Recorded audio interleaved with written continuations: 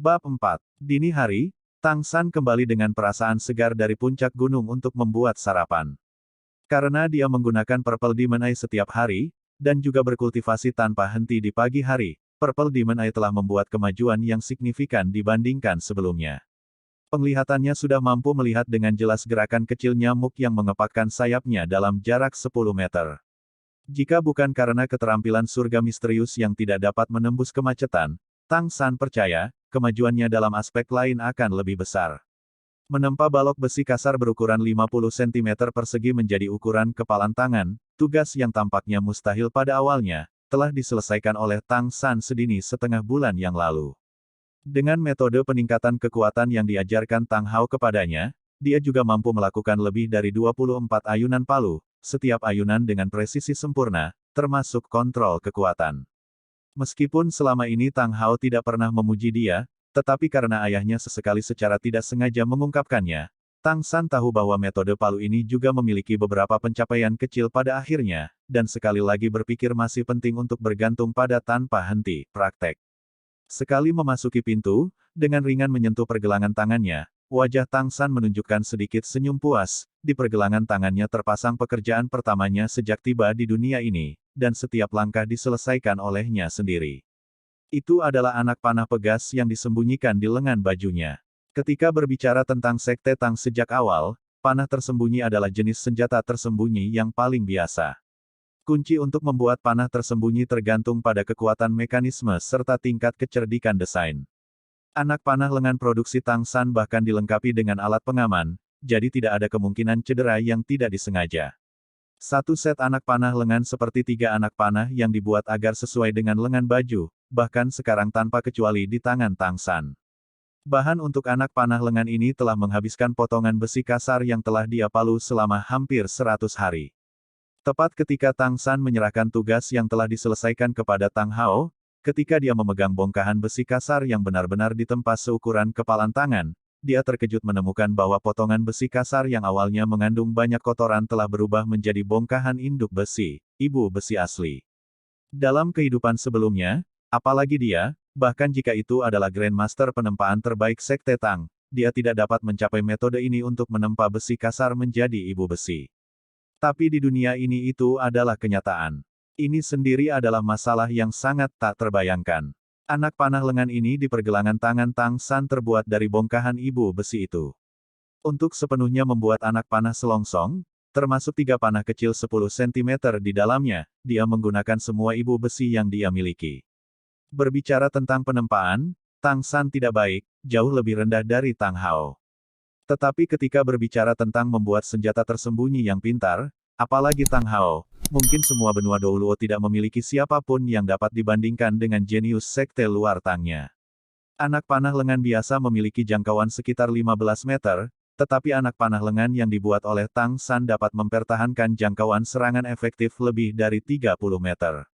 Yang disebut jarak serang efektif adalah jarak pancaran anak panah selongsong dalam garis lurus, juga persis jarak di mana senjata sepenuhnya mampu membunuh atau melukai. Anak panah lengan Tang San, meskipun hanya 3, dibuat dengan sangat cerdik. Pada setiap anak panah lengan ada 3 alur darah. Kalau bukan karena ukurannya yang terlalu kecil, dia masih berpikir untuk memberi anak panah berduri di lengannya. Ekornya memiliki 4 fletching kecil yang dapat menyebabkan anak panah selongsong terbang dengan sangat mulus. Mata panah yang meruncing dibuat spiral, sehingga ketika anak panah selongsong diluncurkan, ia memiliki kekuatan menusuk yang lebih kuat. Membuat desain untuk senjata tersembunyi, Tang San selalu mengejar kesempurnaan, meskipun ini hanya satu anak panah lengan biasa, tidak lebih.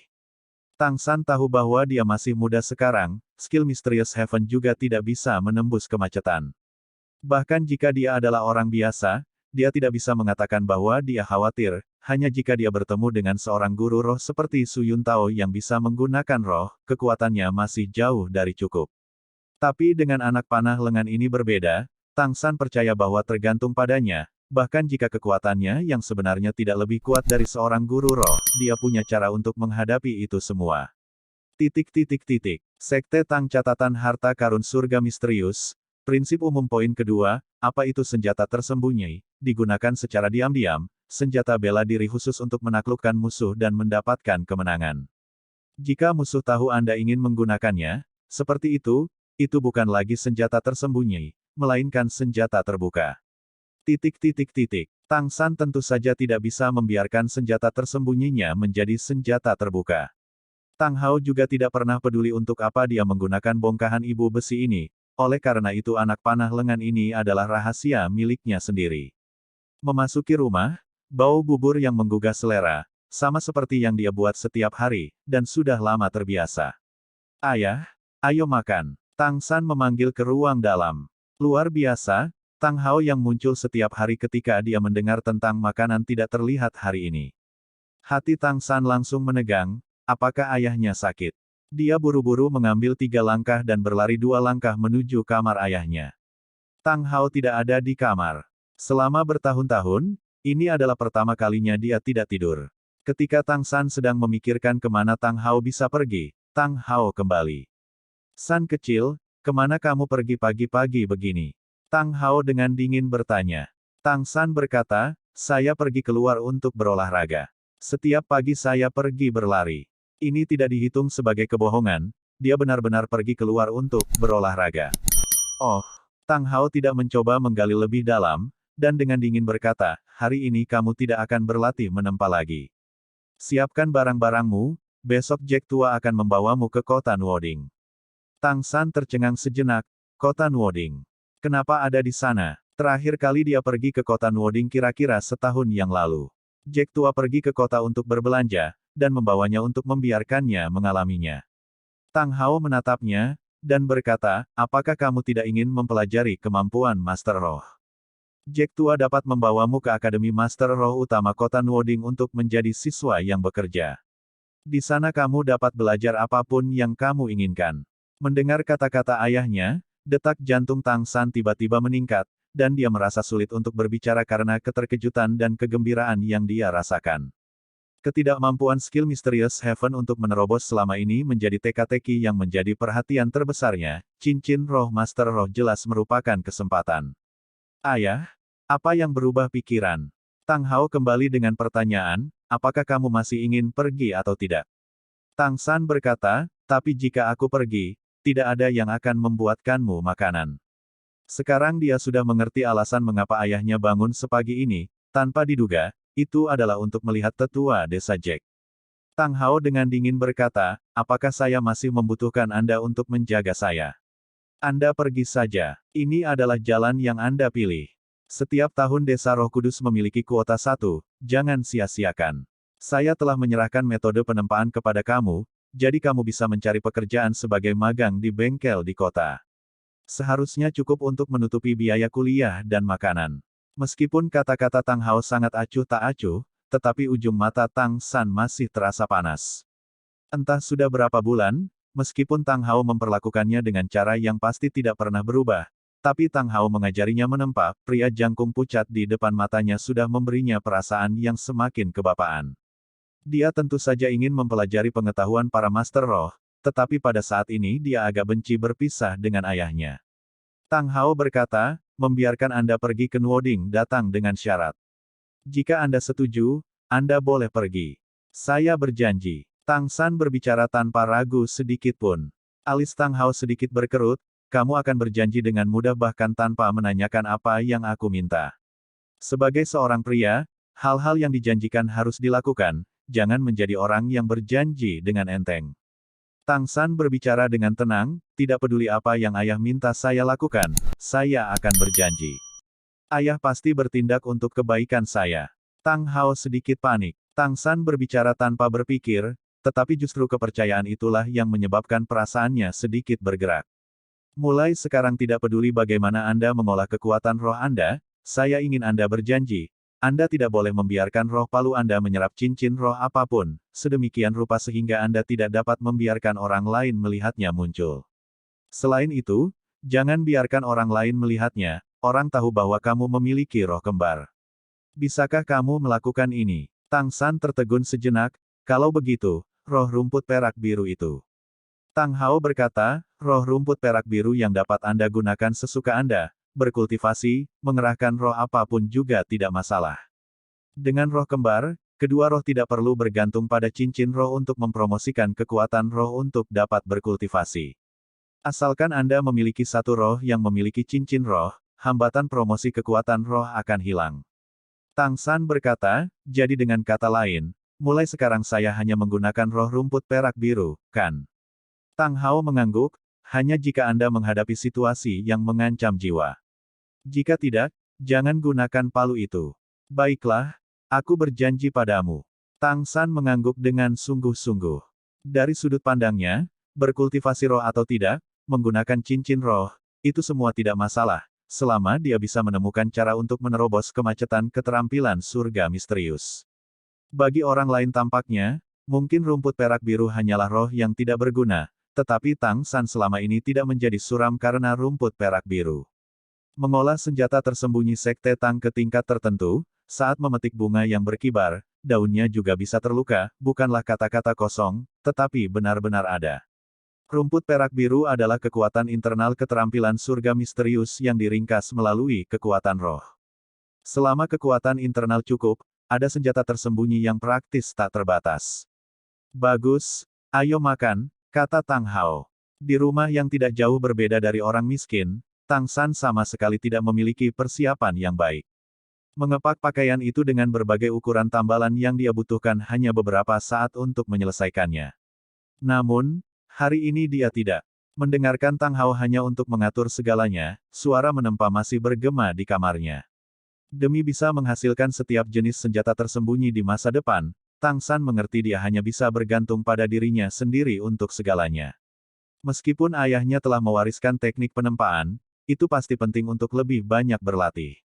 Ketika keterampilan unik senjata tersembunyi tidak dikembangkan ke puncaknya, kualitas senjata tersembunyi hanya memiliki efek konklusifnya sendiri. Khususnya untuk jenis senjata super tersembunyi seperti Buddha Fury Tang Lotus, kesalahan dalam presisi lebih dari sedikit tidak dapat muncul. Perjalanan satu hari ini sepertinya tidak ada habisnya.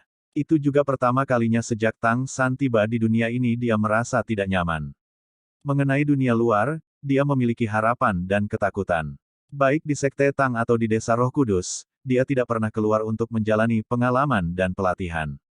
Mengenai hal ini, dia benar-benar tidak berbeda dengan anak-anak. Selama ini dia berpikir, lagi pula, kecemerlangan apa yang bisa dihasilkan dunia luar. Setelah makan malam, Tang Hao pergi tanpa sepatah kata pun untuk pergi minum, seolah-olah tidak ada yang berbeda dari rutinitas. Dia memberitahu Tang San untuk tidak membuat keributan dan mengganggu tidurnya ketika dia pergi lari pagi keesokan paginya. Dini hari, Tang San duduk di atas batu besar di puncak bukit. Di tangannya dia mengambil daun pohon, di matanya kilau ungu.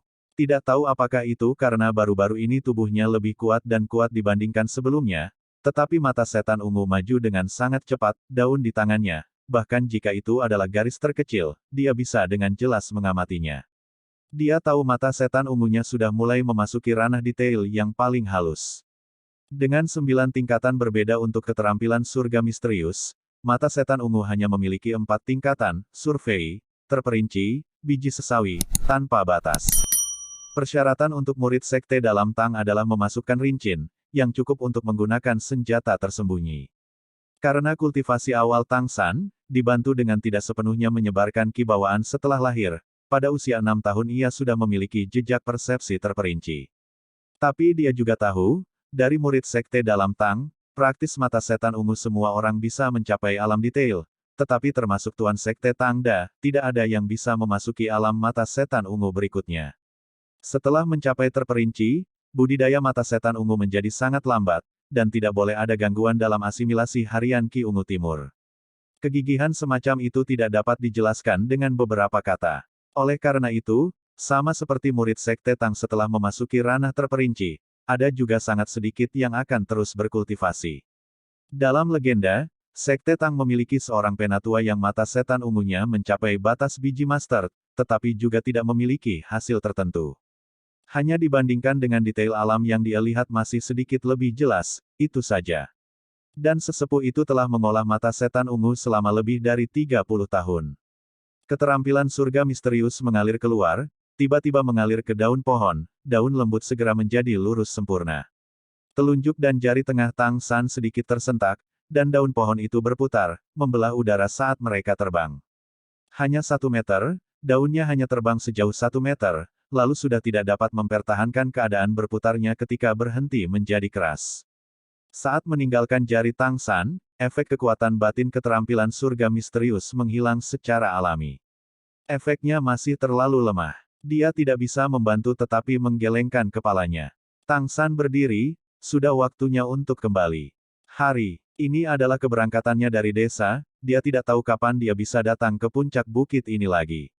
Berdiri di ujung jari kaki, kaki bagian bawahnya memancarkan kekuatan, Tang San memberikan kendali bebas ke Ghost Shadow Perplexing Track, menghadap ke bawah gunung dan pergi. Aroma bubur yang akrab tercium keluar. Sebelum meninggalkan desa, ini adalah terakhir kalinya dia memasak untuk ayahnya, jadi Tang San tentu saja tidak bisa malas. Memeriksa kayu bakar di bawah kompor, menambahkan air ke bubur, sehingga ketika ayahnya nanti bangun dia bisa minum bubur panas. Jack tua sudah tiba. Mungkin karena dia ingin pergi ke kota Nuoding, hari ini pakaian yang dipakai Jack tua sangat baru, membuatnya terlihat lebih bugar dan hangat. San kecil, ayo pergi. Bodoh ayahmu yang menganggur itu tidak bisa bangun dari tempat tidur. Jack tua memanggil Tang San. Tang San membuat gerakan membungkam ke arah Jack, kakek, tolong diam. Ayah paling tidak suka tidurnya terganggu. Sambil berbicara, dia mengeluarkan sepotong arang yang terbakar dari kompor, dan di tanah menulis beberapa baris. Dia kembali menoleh ke kamar ayahnya, enggan berpisah, dan baru kemudian dia bangkit dengan seikat kain di punggungnya dan diam-diam pergi bersama Jack. Mengenai bahasa tertulis dunia ini, Tang San tidak mengerti banyak. Ketika sekolah desa mengajarkan karakter anak-anak, dia sesekali pergi untuk melihat. Lagi pula dia memiliki fondasi dari kehidupan sebelumnya, jadi dia juga memahami sedikit dari teks-teks dasar. Tirai pintu terangkat, dan bayangan besar keluar dari ruangan. Di mata Tang Hao tidak ada jejak tidur. Ketika dia berjalan ke ambang pintu, dia masih bisa samar-samar melihat tubuh tua Jack dan Tang San yang lemah. Tang Hao berdiri di sana dan tidak bergerak, bahkan ketika punggung Tang San dan tetua desa Jack sudah benar-benar menghilang, dia masih berdiri kosong untuk waktu yang lama. Seolah mengingat sesuatu, Tang Hao tiba-tiba kembali ke bengkel, melihat bagian tanah yang disisihkan Tang San untuk tulisannya. Beberapa kata yang sangat sederhana, ayah, aku dan kakek Jack pergi. Kamu sendiri harus merawat tubuhmu dengan baik, minum lebih sedikit. Bubur dalam panci, jangan lupa makan. Menatap arah yang berubah dari tulisan di tanah ke panci masak besi ke samping, Tang Hao dengan cepat berjalan mendekat dan membuka tutup panci dengan satu pegangan. Dengan kedua tangannya ia langsung mengangkat panci besi itu. Berkat Tang San baru saja menambahkan air, bubur dalam panci masih belum mendidih lagi, tetapi Tang Hao terlepas dari memegang panci besi dan menuangkannya ke mulutnya, menelan-menelan. Di matanya ada lapisan kabut-kabur, dia tidak menyadari betapa cepatnya waktu berlalu. Berjalan di sepanjang jalan, Tang San diam-diam mengikuti sisi Jack tua, sering menoleh ke belakang untuk melihat ke arah desa. San kecil, apakah kamu benci berpisah dengan desa atau masih benci berpisah dengan lelaki tua pemabukmu itu? Jack menepuk kepala Tang San, dan bertanya sambil tersenyum. Sedikit dari keduanya. Tang San menjawab dengan suara rendah. Jack tersenyum sedikit, dan berkata, dibandingkan dengan cucu yang tidak berguna, kamu, anakku jauh lebih cerdas. Akan sangat baik jika kamu adalah cucuku. Tang Hao pemabuk itu benar-benar beruntung. Jangan terlalu banyak berpikir, di luar, langit dan bumi sangat luas. Di akademi kamu bisa mengenal sangat banyak teman. Kamu bisa belajar banyak hal. Setelah kamu menjadi guru roh, negara akan memberikan gaji bulanan, dan di waktu itu keluargamu juga akan bisa hidup dengan baik. Tang San adalah orang yang telah memperoleh kehidupan kedua. Mendengarkan kata-kata Jack, suasana hatinya berangsur-angsur pulih menjadi normal, dan di dalam hatinya ada rasa haus yang tak tertahankan akan dunia luar. Dia bertanya, kakek Jack, dapatkah Anda memberitahu saya tentang akademi? Tempat seperti apa itu sebenarnya? Jack tersenyum kecil, dan berkata, akademi tentu saja tempat untuk belajar. Meskipun saya tidak pernah pergi, tetapi sebagian besar saya masih mengerti. Desa kami memiliki kuota untuk mengirim satu siswa yang bekerja setiap tahun, tetapi kami sudah selama bertahun-tahun tidak mengirim siswa yang bekerja untuk belajar. Siswa yang bekerja masih memiliki banyak persyaratan yang menguntungkan, pembebasan dari biaya kuliah dan akomodasi, hanya membayar makanan sendiri sudah cukup. Di kampus Anda dapat melakukan pekerjaan sederhana dengan imbalan makanan. Untuk misalnya menyapu ruang kelas dan sebagainya. Secara keseluruhan, untuk seorang siswa yang bekerja paruh waktu dan belajar di akademi tidak jauh berbeda dengan yang gratis. Adapun dana untuk belajar di akademi, itu bukan sesuatu yang kita miskinkan, orang bisa tahan. Tang San berkata, ayah memberitahu saya, setelah saya akhirnya tiba di akademi untuk mencari bengkel untuk bekerja. Kamu melakukan pekerjaan manual di bengkel. Lelucon apa itu? Aku melihat Tang Hao benar-benar gila. Jack tua berkata dengan marah, berapa umurmu? Kamu masih belum memiliki ketinggian palu tempa. Tukang besi apa yang bisa menerimamu, murid semacam ini? Belum lagi, pandai besi awalnya tidak diterima sebagai pekerjaan yang berharga, pekerjaan manual juga tidak menghasilkan banyak pendapatan. Selama kamu belajar dengan benar di akademi, itu sudah cukup. Hanya, kalau dipikir-pikir, jika kamu dapat memiliki beberapa prestasi untuk dibicarakan di akademi, ayah pemabukmu itu harus memberimu sedikit uang tabungannya. Tapi setelah itu Akademi Master Roh Menengah tidak memiliki siswa yang bekerja, kuota yang memang membutuhkan banyak uang untuk bisa belajar. Gaji seorang guru roh saja masih jauh dari cukup. Karena Tang San memiliki kekuatan roh penuh bawaan, Jack tua sudah melihatnya sebagai guru roh tanpa keraguan. Tang San memandang Jack, tidak yakin, dan berkata, masih ada Akademi Guru Roh tingkat menengah. Dan apa bedanya dengan Akademi Guru Roh dasar? Keduanya adalah akademi, mereka berdua seharusnya mengajarkan pengetahuan guru roh, kan? Jack tua menjelaskan dengan penuh kesabaran, tentu saja tidak hanya ada satu jenis. Akademi Guru Roh Dasar mengajarkan beberapa hal dasar, dan selain itu Anda dapat mempelajari beberapa kursus pendidikan. Mereka hanya menerima anak-anak yang baru saja membangkitkan semangat mereka sebagai siswa dan lama sekolah adalah 6 tahun, jadi pada saat mereka berusia 12 tahun, jika mereka tidak memiliki prospek untuk dibicarakan, mereka juga menjadi master roh biasa. Tetapi jika bakat terpendam mereka cukup bagus, mayoritas orang dapat memilih untuk melanjutkan studi lanjutan di Akademi Master Roh tingkat menengah, terus belajar sampai berusia 18 tahun. Akademi Master Roh tingkat menengah mengajarkan beberapa hal tingkat lanjut, tetapi kesulitan studi meningkat sangat besar. Jika mereka tidak dapat melakukannya mencapai persyaratan akademi, mereka tidak akan berhasil lulus. Ini berbeda dibandingkan dengan Akademi Guru Roh Dasar. Tang San berkata, seperti dasar dan menengah, apakah ada juga yang lanjutan? Old Jack mengangguk, matanya menunjukkan kilatan yang agak mengagumi. Kamu tidak perlu memikirkan tentang Akademi Master Roh tingkat lanjut karena itu bukanlah sesuatu yang bisa dimasuki oleh siapapun secara praktis. Di kerajaan Dao surga kita, secara keseluruhan hanya ada 2 Akademi Master Roh tingkat lanjut, dan setiap tahun jumlah siswa yang diterima jumlahnya kurang dari 100. Itu memang tempat lahirnya karir yang cemerlang. Bahkan Aula Roh Bangsa akan berusaha untuk secara langsung menganugerahkan gelar bangsawan kepada setiap siswa yang lulus dari Akademi Master Roh tingkat lanjut. Nobel, ada kemungkinan yang bagus. Tang San berkata, heran. Jack tua berkata, tentu saja. Guru roh memang panggilan yang paling mulia, dan guru roh tingkat lanjut lebih dari itu. Tetapi itu semua adalah bakat. Oleh karena itu, bagi kita orang biasa yang bermimpi untuk menjadi seorang guru roh tingkat lanjut, menjadi seorang guru roh tingkat lanjut adalah jelas jalan pintas terbaik. Hanya, datang dari orang biasa, berapa banyak orang yang memiliki kemampuan untuk menjadi master roh yang hebat. Bahkan jika ada, tanpa bantuan klan terkemuka, sangat sulit untuk lulus dari tingkat lanjut, Akademi Master Roh.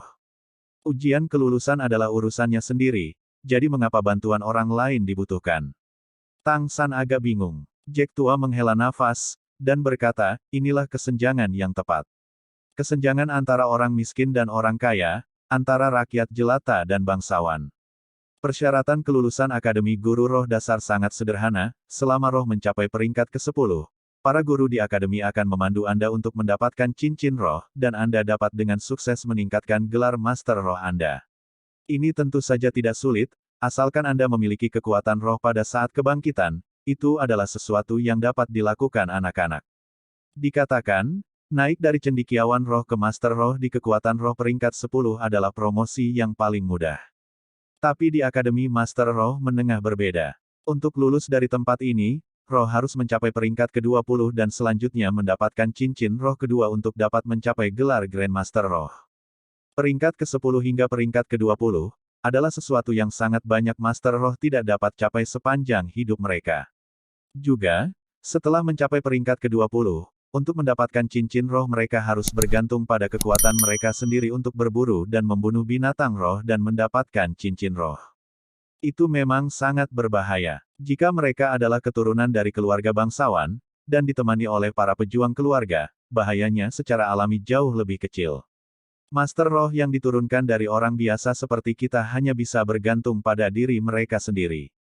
Persyaratan kelulusan Akademi Master Roh tingkat lanjut bahkan lebih ketat. Hanya setelah melewati hambatan peringkat ke-30, dan mendapatkan cincin roh ketiga, gelar Grandmaster Roh dapat dipromosikan ke gelar Penatua Roh. Mereka mengatakan bahwa orang yang melampaui ambang batas peringkat ke-30 bisa disebut Master Roh hebat yang kuat, seorang bangsawan sejati. Untuk melampauinya tentu saja sulit. Juga, di peringkat ke-30 mendapatkan cincin roh sepertinya itu bukan satu-satunya batasan. Untuk spesifiknya, Anda harus bisa belajar ketika kamu mencapai akademi. Bagaimanapun, dari siswa Akademi Master Roh tingkat lanjut itu, jumlah yang masih benar-benar mampu lulus tampaknya hanya sepertiga. Setelah mendengarkan Jack tua, Tang San memiliki pemahaman dasar tentang Master Roh benua Douluo. Kakek Jack, bukankah kamu mengatakan bahwa ada 10 gelar Master Roh? Siswa lulusan Akademi Master Roh tingkat lanjut bisa menjadi Penatua Roh, bagaimana gelar-gelar itu nanti bisa diperoleh? Jack tua berbicara dengan senyum masam, saya tahu caranya. Mereka yang melampaui gelar tetua roh semuanya bisa disebut tokoh hebat, seperti Santo Roh yang datang dari desa kami yang pada waktu itu didukung langsung oleh negara. Saya telah mendengar orang-orang mengatakan bahwa kultivasi Master Roh di kemudian hari sangat sulit, dan juga sangat berbahaya. Berapa banyak orang yang memiliki jenis kemampuan asli yang dapat mencapai tingkat atas? Gelar Douluo. Anda bahkan dapat mengatakan bahwa tidak diketahui apakah orang seperti itu ada di keduanya. Kekaisaran Surga Do kami dan Kekaisaran Bintang Luo sekarang. Jack tua hanya memiliki pemahaman sederhana tentang Master Roh, tidak lebih. Oleh karena itu kata-katanya tidak rincin. Tang San mengerti bahwa dia hanya bisa mencari pengetahuan ini sendiri di akademi. Secara khusus, tentang binatang roh, cincin roh dan hal-hal semacam itu. Dari Desa Roh Kudus ke kota Nuoding tentu saja tidak jauh, 2 orang berjalan bisa mencapainya dalam waktu setengah hari. Makan beberapa jatah perjalanan sederhana di tengah jalan, pada sore hari mereka sudah bisa melihat tembok kota di kejauhan. Meskipun kota Nuoding tidak dihitung sebagai kota besar, karena sangat dekat dengan perbatasan Kekaisaran Surga Do, tembok kota masih dibangun tebal. Tang San dan Jack tua diperiksa seperti semua pelancong lainnya ketika memasuki kota Nuoding. Tang San sebentar lagi kakek akan membawamu ke akademi dan kemudian kembali. Ketika kamu sendirian di akademi kamu harus mendengarkan gurumu, kamu tidak boleh meninggalkan akademi tanpa izin. Ketika semester berakhir, kakek Jack akan datang lagi untuk menemuimu. Waktu itu hampir tiba di tahun baru. Ini adalah pertama kalinya Tang San meninggalkan rumah. Dalam hatinya dia agak bingung, dan tanpa sadar berkata, kakek Jack, kamu akan segera pergi. Jack tua berkata dengan senyum masam, sebuah hotel bukan untuk kami orang miskin untuk menginap. Anda harus mencoba untuk memenangkan kredit. Ketika kakek melihat Anda lain kali, saya harap Anda sudah menjadi Master Roh sehingga Anda bisa kebanggaan Desa Roh Kudus kita. Akademi Master Roh Utama Nuoding terletak di kota Nuoding Barat. Jack tua menanyakan arah kepada orang yang lewat beberapa kali, dan akhirnya Tang San dibawa ke sana. Dari jauh, mereka sudah bisa melihat lengkungan gerbang besar. Lengkungan itu lebarnya 20 meter, dan tingginya lebih dari 10 meter, terbuat dari batu padat. Di bawahnya ada 2 gerbang besi, hitam legam. Tang San melihat mereka telah ditempa dengan cermat. Melalui jeruji besi, jalan berliku bisa dilihat. Sebuah jalan utama mengarah langsung ke dalam, dipagari dengan pepohonan di kedua sisinya. Di tengah gerbang melengkung ada 4 karakter besar, Akademi Nuoding. Hanya dari gerbang dapat dilihat bahwa di benua Douluo, panggilan guru roh sangat penting. Ini masih hanya Akademi Master Roh Utama, tidak lebih. Jack tua membawa Tang San berjalan ke gerbang depan, dan mereka segera dihentikan oleh penjaga gerbang muda. Apa-apaan ini? Apakah ini tempat di mana kalian orang kampung bisa masuk? Pakaian Jack tua dianggap cerah dan baru di Desa Roh Kudus, tetapi tiba di kota Nuoding, itu benar-benar memiliki penampilan udik pedesaan. Penjaga gerbang memiliki tatapan yang agak menghina di matanya. Jack tua berkata dengan senyum minta maaf, ini. Adik kecil, kami datang dari Desa Roh Kudus. Anak ini adalah murid pekerja desa kami untuk tahun ini, Anda tahu. Kita harus melewatinya. Penjaga gerbang mengerutkan kening, dan agak aneh berkata, jadi sarang rumput masih bisa menghasilkan Phoenix emas. Sebuah desa kecil juga memiliki orang-orang dengan kekuatan roh. Tapi akademi tidak memiliki siswa yang bekerja selama bertahun-tahun. Anda tidak bisa memalsukannya. Jejak kemarahan melintas di mata Jack tua, tetapi dia masih menelan penghinaan itu dan mengulurkan sertifikat yang ditulis oleh petugas aula roh Su Yuntao, menyerahkannya kepada penjaga gerbang. Penjaga gerbang mengambil sertifikat yang disodorkan, dan memeriksanya dari atas ke bawah. Roh adalah rumput perak biru. Tapi masih memiliki kekuatan roh penuh bawaan. Konyol, ini benar-benar lelucon terbesar di dunia. Saya telah bekerja sebagai penjaga gerbang di akademi selama 4 tahun, dan masih belum pernah mendengar seorang siswa dengan penuh bawaan, kekuatan roh. Roh anak laki-laki ini adalah rumput perak biru, dan masih dapat memiliki kekuatan roh penuh. Saya pikir sertifikat aula roh ini pasti palsu. Kamu, bahkan jika Jack memiliki temperamen yang lebih baik, pada saat ini dia sudah tidak dapat menahan diri. Kamu sengaja membuat segalanya menjadi sulit. Baiklah, kamu tunggu dan lihat. Aku akan pergi mencari petugas aula roh Tuan. San kecil, kita pergi. Mengatakan ini, Jack membawa Tang San berkeliling dan pergi ke arah tembok kota bagian dalam. Sertifikat aula roh secara alami tidak dapat dipalsukan, yang sangat diketahui oleh penjaga gerbang itu. Namun, orang yang datang untuk mengantarkan mahasiswa baru umumnya akan meninggalkan sedikit apresiasi, terutama keluarga biasa. Apa yang disebut Raja Yama yang lebih baik daripada iblis kecil yang tidak masuk akal, hanya prinsip ini. Jack tua adalah keturunan dari desa pedesaan dan meskipun dia adalah seorang tetua desa, di mana dia bisa mempelajari cara-cara ini. Penjaga gerbang di hatinya agak gelisah. Jika seseorang dari aula roh benar-benar datang, dia bisa memikul tanggung jawab. Tentu saja, dia percaya bahwa tidak mungkin orang aula roh akan datang untuk mengajukan pertanyaan demi kedua bajingan ini. Dengan hatinya yang suram, kata-kata dari mulutnya secara alami tidak terdengar bagus.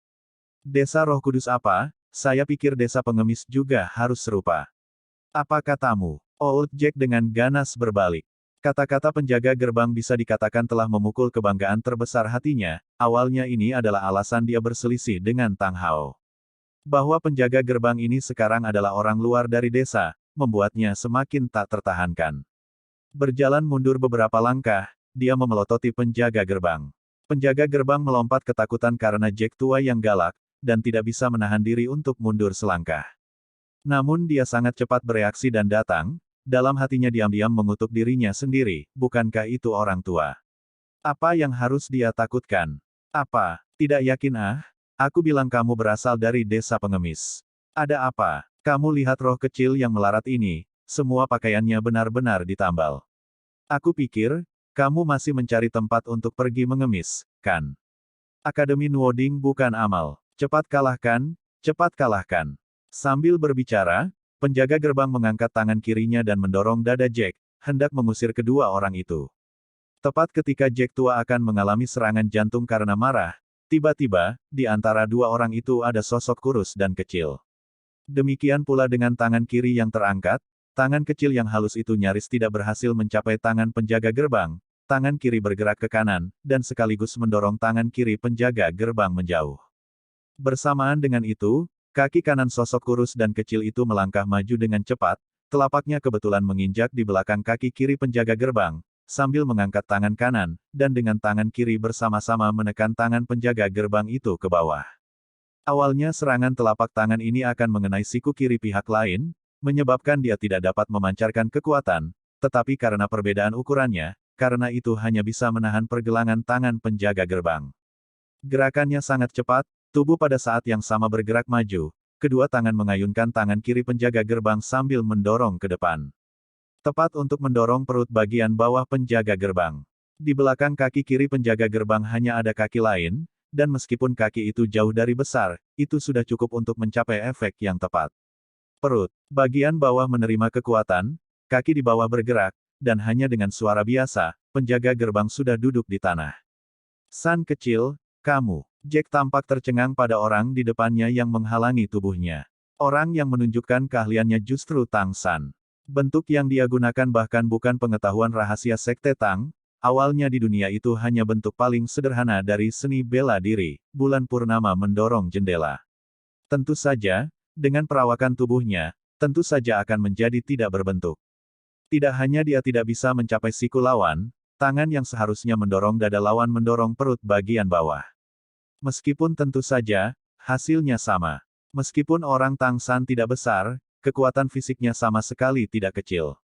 Setelah berbulan-bulan mengayunkan palu ini, bahkan jika dia tidak menggunakan skill surga misterius, dia masih bisa menjatuhkan penjaga gerbang. Bocah busuk, kamu ingin mati. Kehilangan muka karena digulingkan oleh seorang anak membuat penjaga gerbang sangat marah. Berebut dari tanah, dia akan menyerang Tang San. Baiklah, tetap tanganmu, oke. Saat itu, suara yang terdengar agak serak naik, menghentikan gerakan penjaga gerbang. Penjaga gerbang pada awalnya linglung sejenak, kemudian segera menyusul, kemarahan di seluruh wajahnya tiba-tiba berubah menjadi menjilat. Perubahannya begitu cepat, sulit dibayangkan. Membungkuk dan menggores ke arah pembicara dia berkata, Grandmaster, Anda telah kembali. Tang San menoleh untuk melihat, sosok rata-rata, pria yang tampak agak kurus di beberapa titik sudah datang ke sisi mereka. Tampaknya, orang ini tampak berusia 40 hingga 50 tahun, dengan rambut hitam pendek dengan pemisahan 37, penampilan yang sangat biasa, kedua tangan dipegang di belakang punggungnya. Tubuhnya memiliki semacam sikap yang aneh, dengan kedua mata setengah terbuka dia tampak agak lamban dan putus asa. Grandmaster, hanya melirik penjaga gerbang, tanpa memperhatikannya, berkata kepada Jack tua, Tuan tua, apakah mungkin bagi saya untuk melihat sertifikat Aula Roh? Bagaimanapun, Jack tua adalah seorang tetua desa dan masih bisa membaca suasana hati seseorang. Dari ekspresi penjaga gerbang dia bisa melihat bahwa orang paruh baya ini sama sekali tidak berperingkat rendah di akademi ini, dan terlebih lagi memegang gelar Grandmaster di sana. Sang Grandmaster melihat ke atas sertifikat, tatapannya kembali beralih ke Tang San, mengukurnya dari atas ke bawah. Untuk beberapa alasan, meskipun tatapan Grandmaster jelas tidak tajam, Tang San memiliki perasaan seolah-olah melihat melalui dirinya sepenuhnya. Tidak ada yang salah dengan sertifikatnya, Pak Tua, untuk masalah ini barusan izinkan saya meminta maaf atas nama akademi. Serahkan anak ini kepada saya, oke.